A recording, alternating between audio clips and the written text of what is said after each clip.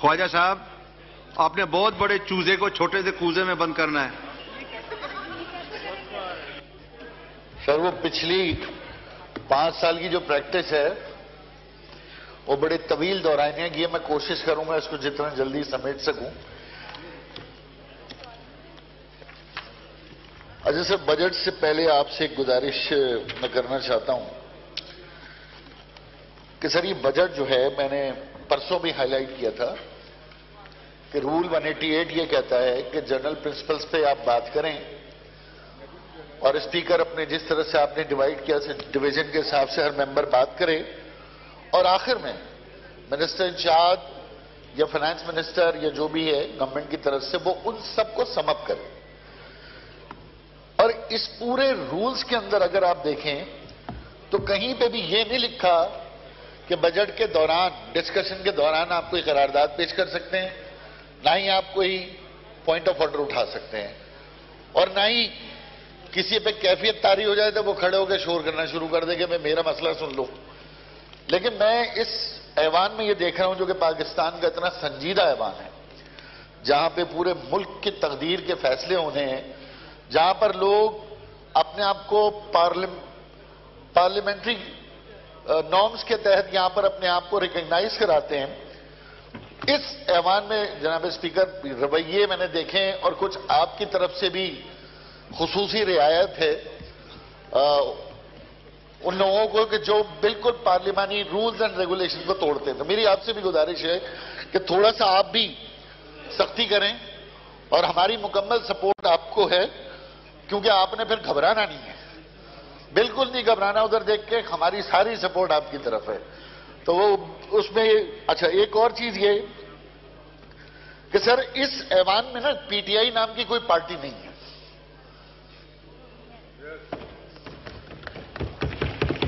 इस ऐवान में पीटीआई नाम की कोई सियासी जमात एग्जिस्ट ही नहीं करती।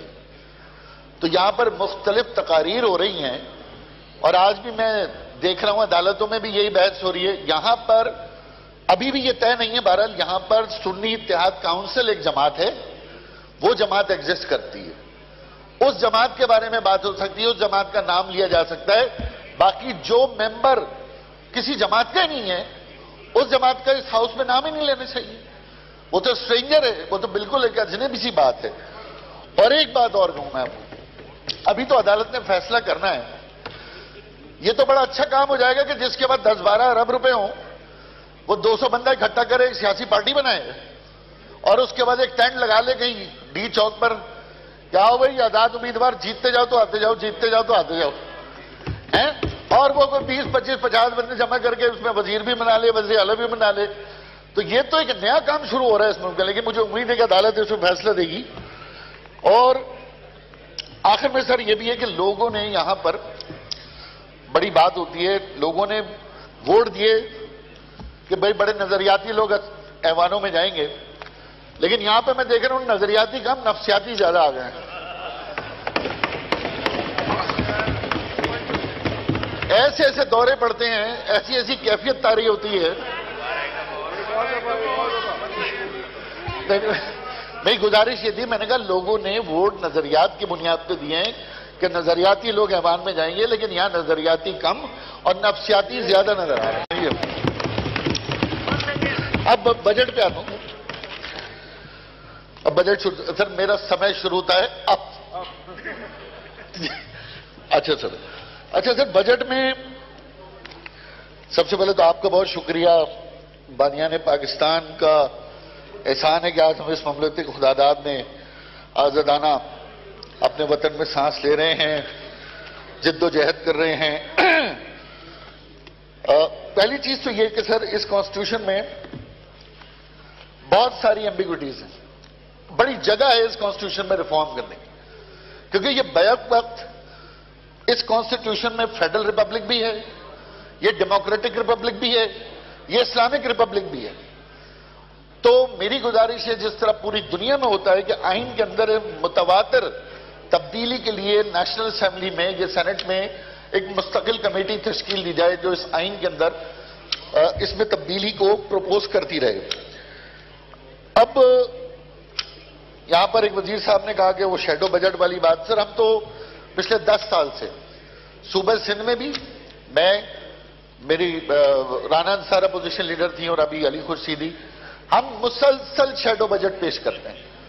اور یہاں پر اس ہاؤس میں مسلسل فاروق ستار بھائی shadow budget M Q M کی طرف سے پیش کرتے رہے, اور اس بار بھی ہم نے شیڈو بجٹ پیش کیا ہے.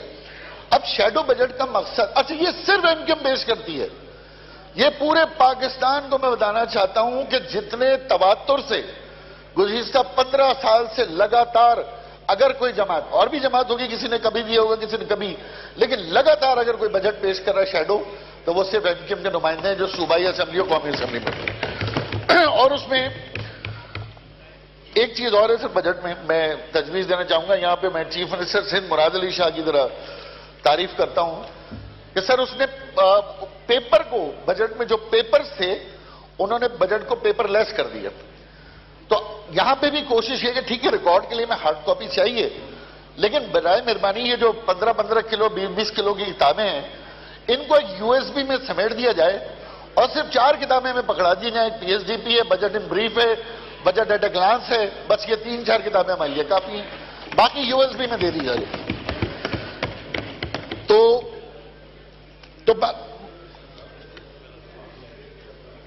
ایک اور چیز یہ ہے کہ بجٹ ابھی میں سن رہا تھا کہ ہر دفعہ وزیر کہتے ہیں کہ بھائی تجاویز دیں.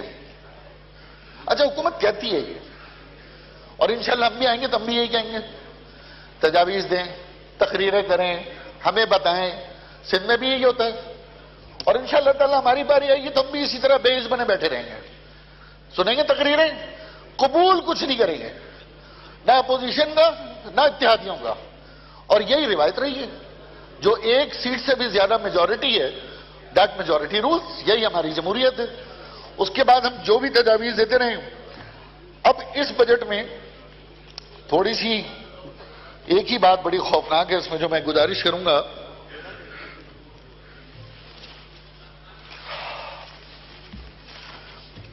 سر یہ ریونیو ریسیپٹ, کیپٹل ریسیپٹ اور ایکسٹرنل ریسیپٹ, اس کے ساتھ یہ بجٹ ہمارے پاس موجود ہے. اور اس میں جو میں نے دیکھا ہے page number 5 budget in brief, اس میں جو ہمارا ٹوٹل بجٹ ہے وہ ایکچولی 10.37 ٹریلین ہے, جس کو ہم 8,500 روپے لوکل بوروئنگ کے ساتھ ملا کر 18.8 ٹریلین کہہ رہے ہیں. اب یہ 8,500 روپے کہاں سے آنے ہیں, یہ تو گورنمنٹ نے یقیناً کرنا ہے. اس میں ہیڈ دیے ہیں کہ بینک بوروئنگ ہے, ایکسٹرنل ریسیپٹس ہے, پرائیویٹائزیشن پروسیڈ ہے. میری گزارش یہ سر کہ اصل میں یہ بجٹ 18.8 ٹریلین کا نہیں ہے, کیونکہ اصل بجٹ تو اس کتاب میں ہے ہی نہیں. اصل بجٹ جو ہے وہ اے بی ایس کے اندر ہوتا ہے, اینول بجٹ اسٹیٹمنٹ. اور اگر اینول بجٹ اسٹیٹمنٹ میں آپ دیکھیں تو اینول بجٹ اسٹیٹمنٹ کے اندر اصل بجٹ یہاں پر ہے پیج نمبر 1 پر, سمری آف دا ریسیپٹس, اور یہ بجٹ ہے 24.3 ٹریلین کا. اور جب میں نے 24.3 ٹریلین کا بریک اپ نکالا تو اسپیکر صاحب مجھے یہ پتا چلا کہ 5.1 ٹریلین اس بجٹ میں ایکسپنس دکھایا گیا ہے جو کہ ریونیو میں نہیں ہے. اور جب 5.1 ٹریلین کو میں نے ڈالرز میں کنورٹ کیا تو وہ پھر آیا 18 بلین ڈالر. تو 18 بلین ڈالر کے اس بجٹ میں ایکسپینڈیچر دکھائے گئے ہیں, لیکن وہ 18 بلین ڈالر کہاں سے آنا ہے وہ اس بجٹ کے اندر کوئی سورس نہیں ہے. اب یقیناً آپ اس کو چائنا کہہ لیں, آئی ایم ایف کہہ لیں, سعودیہ کہہ لیں, دبئی کہہ لیں, لیکن آپ 18 بلین ڈالر کے ڈیفیسٹ کے اندر ہیں, 8,500 کے ڈیفیسٹ پہ نہیں ہے. ایک اور چیز جناب میں یہ بھی بتانا چاہوں کہ یہ جو آپ کا بجٹ ہے, ابھی یہاں تقریر کی کچھ لوگوں نے اور میرے ممبرز نے یہ کہا کہ بھئی یہ انڈائریکٹ ٹیکس کم ہونا چاہیے. فیض صاحب 9 منٹ ہو گئے ہیں, وائنڈ اپ کریں پلیز. چلوں گھر چلوں, وائنڈ اپ کریں, 9 منٹ ہو گئے تھوڑا سر. ڈائریکٹ اور انڈائریکٹ ٹیکس ہے, یہاں پر ایوان میں کہہ رہے ہیں, میرے پیپلز پارٹی کے دوست بھی کہہ رہے ہیں, پی ایم ایل این بھی کہہ رہے ہیں, اور شاید پی ٹی آئی کے لوگ بھی کہہ رہے ہوں گے, پتہ نہیں بجٹ پہ انہوں نے تقریر کی ہے نہیں کی مجھے نہیں پتا. لیکن انڈائریکٹ ٹیکس جب بھی بڑھتا ہے عام آدمی پہ پریشر آتا ہے, عام آدمی پہ لوڈ آتا ہے. یہ جو بجٹ ہے اس میں بھی جناب اسپیکر انڈائریکٹ جو ہے ہمارے پاس جو پرسنٹیج ہے اگر آپ دیکھیں تو وہ 42% ہمارا ڈائریکٹ ٹیکس ہے اور 57% ہمارا انڈائریکٹ ٹیکس ہے. اچھا یہاں پہ بات ہو رہی ہے، پاکستان پیپلز پارٹی کے ریپرزینٹیٹو یہ بات کر رہے ہیں کہ بھائی انڈائریکٹ ٹیکس آپ کو کم کرنا ہے اور ڈائریکٹ بڑھانا ہے. صوبہ سندھ کے اندر 92% انڈائریکٹ ٹیکس ہے اور 8% ڈائریکٹ ٹیکس ہے.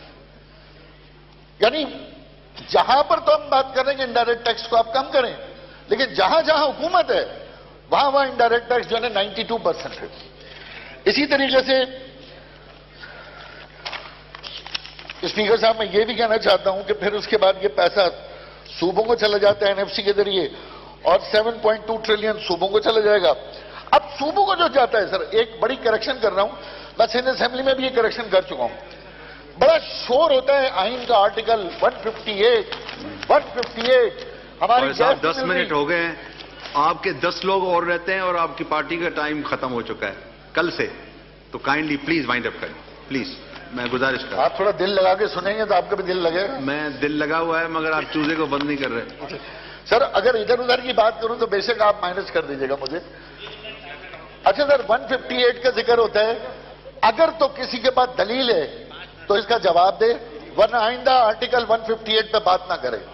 یہ جو نیشنل فائنانس کمیشن میں پیسے ملتے ہیں اس میں تمام صوبے گیس کی رائلٹی بھی لیتے ہیں، نیچرل گیس پہ رائلٹی لیتے ہیں، کروڈ آئل پہ رائلٹی لیتے ہیں اور نیشنل گیس پہ ایکسائز ڈیوٹی بھی لیتے ہیں.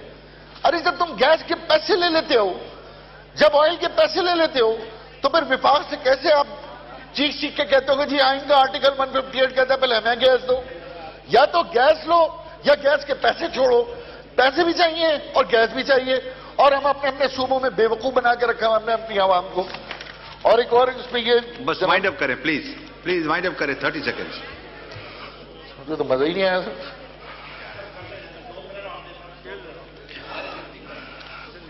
اچھا میں پھر اسکپ کرتا ہوں کچھ چیزیں. شعر پڑھ دیں، اب آخری شعر پڑھ دیں. سر آخری نہ کہیں سر، ابھی جینا ہے. اچھا جناب اسپیکر میں یہ بھی کہنا چاہتا ہوں کہ اس وقت جو صورتحال آئی ہے جو کہ موسیٰ گیلانی صاحب نے فرمایا ہے، بلکہ اس سے پہلے میں یہ کہنا چاہتا ہوں کہ بجٹ اسپیچ میں فائنانس منسٹر ایک بات کہہ رہے تھے کہ عام آدمی کو اشیاء خرد و نوش اس کے لیے سستا ہو گیا. جب انہوں نے یہ بات کی تو میں نے پھر تھوڑا سا ریٹ لسٹ نکالی کمشنر کے پاس جا کر. تو صرف دو فگرز دے رہا ہوں، فائنانس منسٹر کو نوٹ کر لیں، میری کریکشن کر دیں کہ جو مرغی کا گوشت ہے جس کے ریٹ مجھے سننے میں آئے کہ پنجاب سے نکلتے ہیں، اسٹاک ایکسچینج اس کا پنجاب میں، وہ کمشنر ریٹ میں 496 روپیز کے جی اور مارکیٹ میں 750 روپے کلو سے کم نہیں.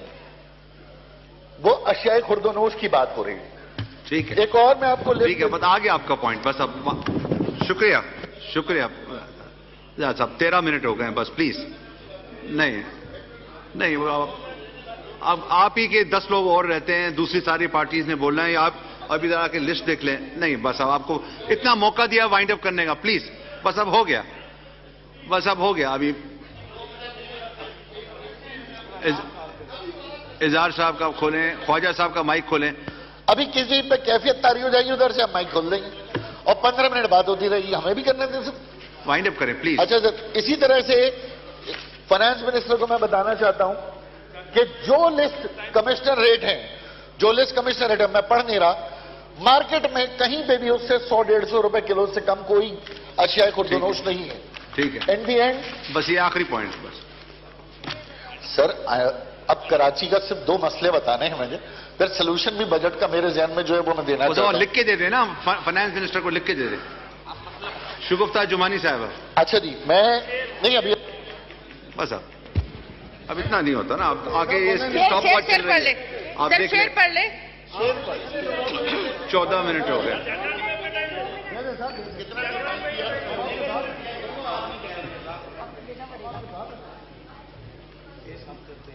یہ خواجہ صاحب کا مائک کھولیں. خواجہ صاحب پلیز 30 سیکنڈز. موسیٰ گیلانی صاحب نے جنوبی پنجاب کی بات کی، میں کراچی میں بات کر رہا تھا تو مجھے پھر جنوبی پنجاب یاد آ گیا. میں بالکل موسیٰ گیلانی صاحب آپ کے موقف کی 100% سپورٹ کرتے ہیں. جنوبی پنجاب صوبہ بننا چاہیے اور پاکستان میں اور بھی صوبے بننے چاہیے. کراچی کا صرف آخری کراچی کا ایشو شکریہ اظہار صاحب, بس ہو گیا. میں